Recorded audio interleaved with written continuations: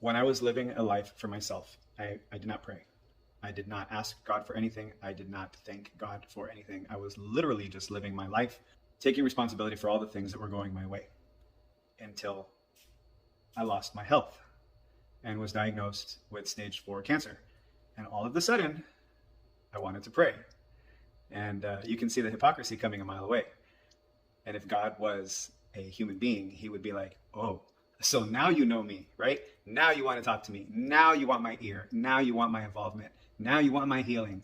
Now you want a miracle. And now you got something to pray about. And now you want to ask me for something. That's funny. But I didn't know him when things were going well. So why should he know me when things were going poorly? And I'm so thankful that God is not like us human beings, because he is just a quarter turn away.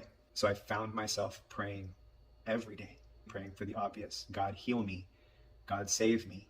God, forgive me.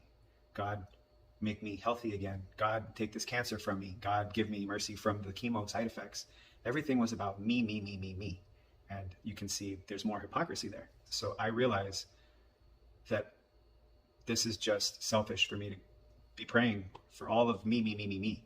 And after doing that for a week or two, I felt like a very selfish person. And so I tried really hard to figure out how to still pray, but not always pray for myself. So I created a basic prayer list of other people that I could include in my prayers so that I wasn't praying just for me. And I did that for a couple of weeks until I realized that I had not been praying for myself anymore. It was completely accidental and definitely unintentional, but I was so busy going down the check sheet of praying for everybody else that I had forgotten to pray for myself.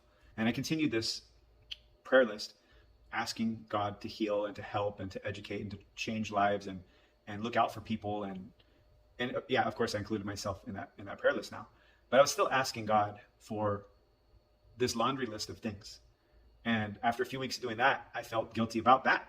Not maybe guilty is a strong word, but I felt like it was selfish. It was still selfish. It was still a selfish thing because I'm just asking God for give me this, give me this, give me this, give me this. It's my honey-do list. And I decided to start trying to pray for what I was grateful for. And I tell you, with stage 4 cancer and a laundry list of chemo side effects, it's hard to be grateful. With all the things that I was not grateful for before, I can tell you that would have been the easiest time to create a list of gratitude. And now that I've got this huge battle in front of me, it's really hard to be grateful, but I found it easier to create a list when I'm intentionally focused on it. When I am intentionally trying to be grateful, things will get put on that list. That list will add up. So I can find many things to be grateful for now that I took for granted before I got sick. And then once I became sick, all of a sudden, I found myself looking to be grateful, looking for the gratitude, right? And a few weeks of trying to be grateful, which was definitely hard, and I'm going to call that a little bit of spiritual growth, I found myself feeling like there was still more. There was still more to the prayer journey, and I still needed to grow, and I didn't know what I was doing wrong. Not like I was doing anything wrong, but I didn't know what the next step was. I didn't know what I could be doing better or how to do it. So I started calling some of my friends and asking them if they would pray, not us pray together, but if they would pray and let me listen to their prayer. Because I wanted to hear different styles of prayers. I wanted to hear what my best friend's prayers sound like, and I wanted to hear what my other best friend's prayer sounded like, and I wanted to see if I could observe or listen to something, if I could identify a deeper level of spirituality or a better perspective.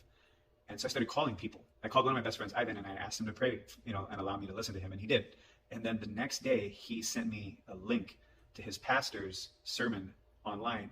It was literally instant gratification because I had asked him to let me listen to him pray on Saturday.